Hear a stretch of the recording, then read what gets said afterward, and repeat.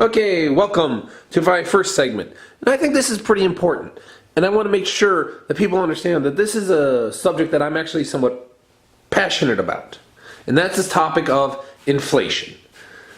Now, I know people get bored when it comes to inflation, but I want to talk about more what inflation actually does and how it changes our society or how it affects our society in general. And I'm not talking inflation the way most people are. Most people understand inflation as just, that's the thing that prices go up. I want to talk a little bit more. I want to talk about systemic inflation. Now, what do I mean by systemic inflation? I'm talking about year after year inflation, constantly. And this is what the subject of this video is going to be about. Now, some people there are going to say, what do you mean, Zach? Inflation always happens. Prices go up year after year. And in fact, it's the Federal Reserve's goal. Ben Bernanke has said it several times. Janet Yellen has said it several times. But I want to prove my point before I start getting into what it actually does to us. And I think most people haven't thought about this too much and don't understand that this is something the government determined. It's worth noting that this was never debated. There was never a proposition. Congress never voted on it. Congress, when they gave the Federal Reserve its mandate, gave it to keep prices stable.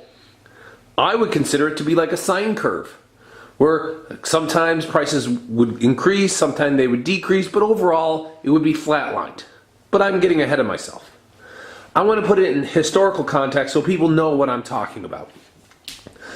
So the way this starts is back when the country was founded.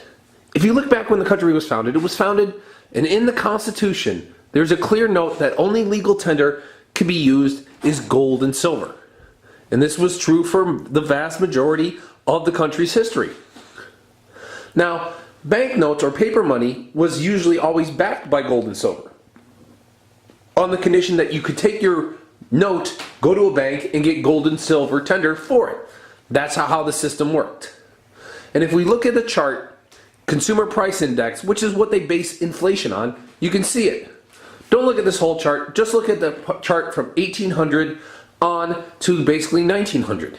You notice some dips. You notice it's pretty much stable.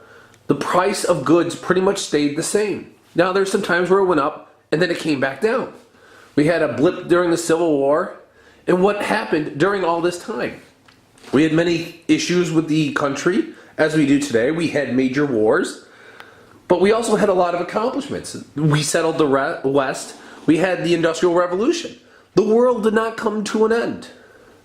Now in 1913 we have the Federal Reserve founded. Then we have the Depression. Then we have World War II. And you can notice the chart slowly growing.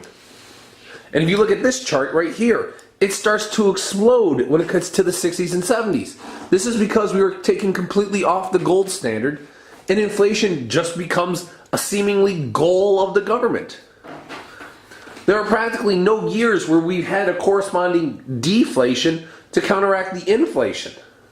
So the federal government, from its state of being, from its start, has constantly been on the path to get a constant inflation rate.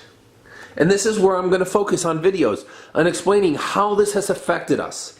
People don't understand, and these are the things that creep up on you, and you don't notice it because it takes years to develop.